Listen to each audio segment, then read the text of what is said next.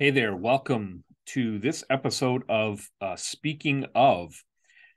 This is a sort of editorial section where I look at a recent event or an issue that's been in the news, a current event, and I try to suggest some of the ways that a Christian ought to look at this. How do we as Christians view current events? This is not about looking for the one right answer. It's not about trying to solve every problem, but it is about trying to bring to bear our biblical convictions onto the events of our day.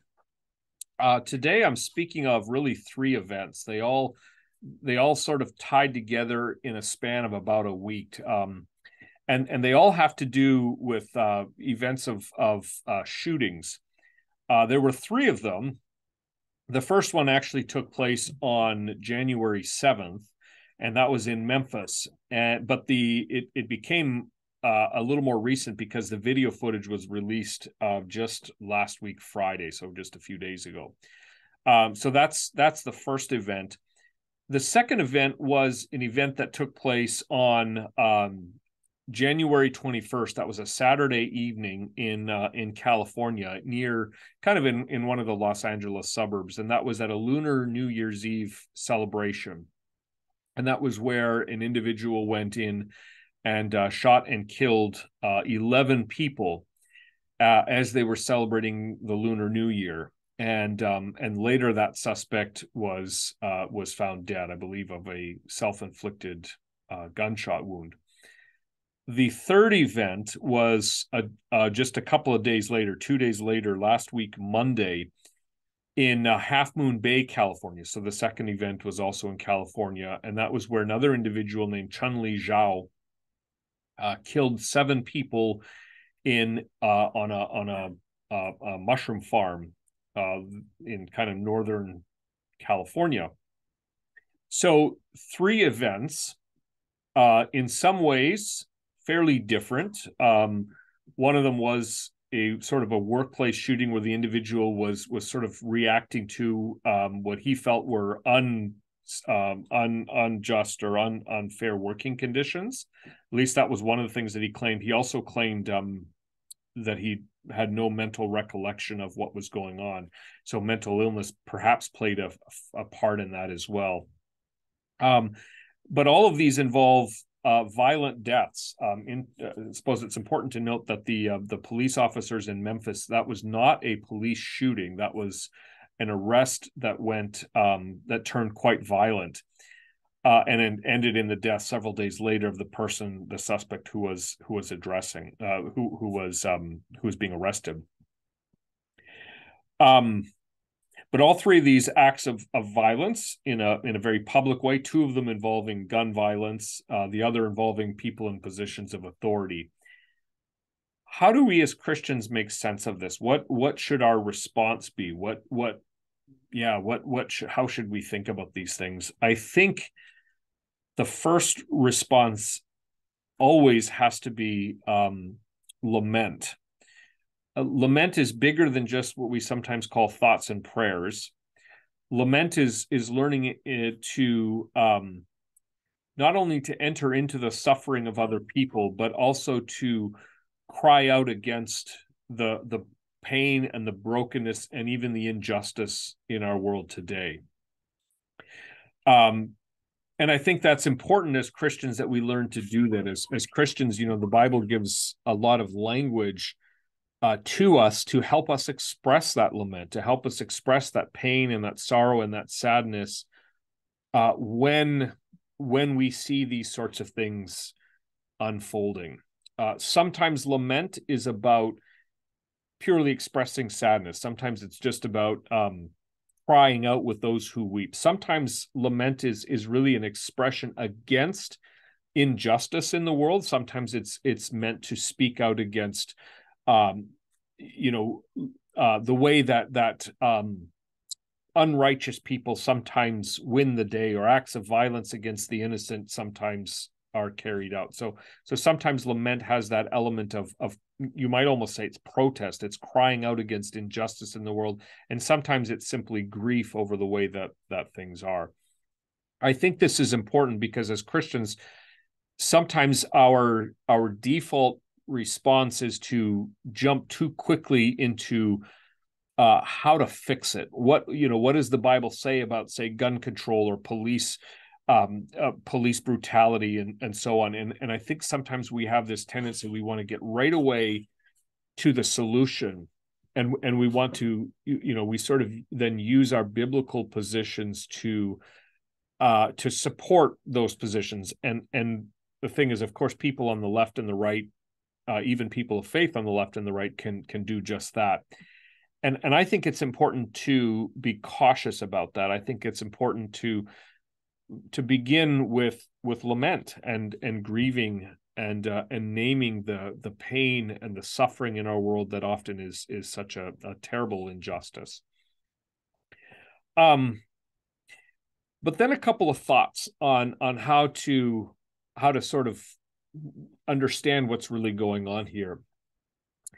One of the things that struck me was that in each of these three cases where you had individuals killed, in each of these cases, the assailants or the perpetrators, the people accused, all of them were non-white.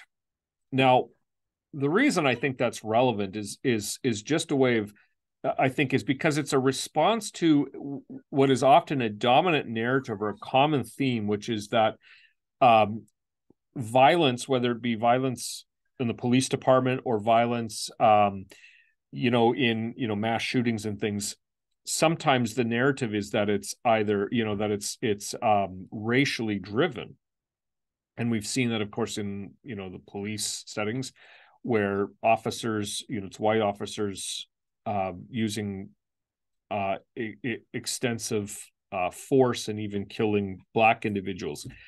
And those events, it seems, are often then interpreted through the lens of race, as if it's racially motivated. Now, sadly, but perhaps not surprisingly, these events, I think, challenge that narrative. I don't mean that again to say, well, other races commit acts of violence too, but I mean it to say that I think this takes us deeper. It challenges us to look for a deeper problem. The problem in our society is, it's not to deny racism, and it's not to deny that there's a place to have that conversation, because actually I think there very much is. But it's to say we can't be reductionistic in it. We have to learn to go deeper. Racism is a problem when we find it and see it, when it's clear and overt racism. Christians ought to stand against that. We ought to speak as strongly as we can against that. But we also ought to not settle for that dominant narrative in our culture. We ought to go deeper and say, so what really is going on here? In the Memphis case, of course, you had 5 officers, and each of them were African American on an African American suspect. And in the cases of the 2 shootings, it were the one was, I believe, a Chinese American, and the other I'm not exactly sure, but it was a racial minority or a different cultural background than a white person, and the victims again were Chinese American in the one case. And of course, that's every bit as tragic. It's a horrible thing anytime. And it seems that the one was a lunar festival, which maybe suggests that it was it a targeted because they were Asian Americans, or was it because the perpetrator himself was Asian American? I have no idea. But I think this challenges that dominant narrative, and it forces us to look a little bit deeper. I think it challenges us to see the real problem in the human heart. The problem is much deeper than, say, gun control, because that's the other thing, by the way. Like California has some of the strictest gun control laws anywhere in the country. Even the New York Times actually acknowledged this. Even the New York Times put out an editorial last week that was sort of throwing up its hands and saying, California has all these laws and all these restrictions on guns, and yet in one weekend they've get 2 mass shootings. And so even the New York Times, which typically leans to the political left, even the New York Times is saying, how do we explain this? With all these rules in place, you still get acts of violence. And so So I think these stories challenge that narrative that if we just put all the rules in place, if we just fix gun control, then we can stop these acts of violence. And it challenges the narrative that says, well, if we just solve racial tension, then we can fix all of this. None of that seems to be bearing itself out here. We seem to have a deeper problem. In the in the story of the Memphis police officers, I watched some of the tape that was made public, and it occurred to me that you get sometimes officers talk about contempt of cop. It's like they get themselves into this situation where someone has defied their orders or defied their authority, and that serves to elevate and escalate their own natural responses, and they get sort of the how dare you mindset. And by the way, I should state clearly that I think 99.9% of the time our police officers do an excellent job in a very, very challenging profession. And I think generally they deserve support. But we have to recognize that cops, police officers are humans too, and their heart in that sense is no different from my heart, which can escalate very quickly. Tempers can flare, and we don't like being crossed, and we don't like being challenged, and before you know it, the tension in a situation escalates and people are acting out of their violence. And the Bible, the whole point of the gospel is actually to reveal that problem to us, to reveal that condition. I think that if you're a pastor, if you're a Christian, and you can't look at this event and you can't, or these events, and you can't recognize and name the reality of sin, then something is missing from your worldview. Each of these events reveals to us something about the very nature of the human heart. The problem of sin is far more serious than most of us like to let on. The problem of sin, and that completely levels the ground, because that says that I'm no better, or in one sense I'm no different from any of the individuals involved in any of these cases. My heart is every bit as flawed and broken and sinful and corrupt as the next person. And so I can't put myself on a pedestal above any of them. I simply stand on that same ground, and we say with Paul, but for the grace of God go I. And I think that's maybe the first lesson here, that in these stories is that the problem is so much deeper than just social issues, social structures, legislation, racial tension. The problem is the human heart. It's what we are capable of. It's the violence, hatred, hostility that we are all capable of. And I think that points then to the bigger solution. The bigger answer, of course, is that what our world really needs is more people who are following in the pattern of Christ, who actually would rather be wronged and mistreated and would lay down his life for people rather than to use force and violence as an expression of anger. So, in that sense, the gospel points us to a bigger solution as well. There's a whole lot more we could say about this, but I want to just really leave it at that. I think there are valid discussions to have on issues like gun control. I think there are valid discussions to have on things like police policy and police procedure. Those are legitimate conversations.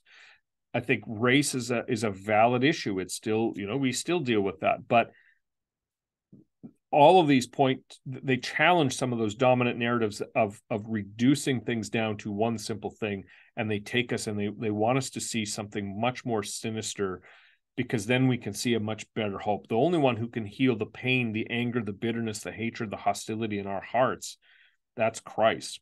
If you look at so many of the recent shootings and even the not so recent ones, you find people who are lonely, you find people who have been ignored, you find people who are hurting, you find people who have been bullied and ridiculed.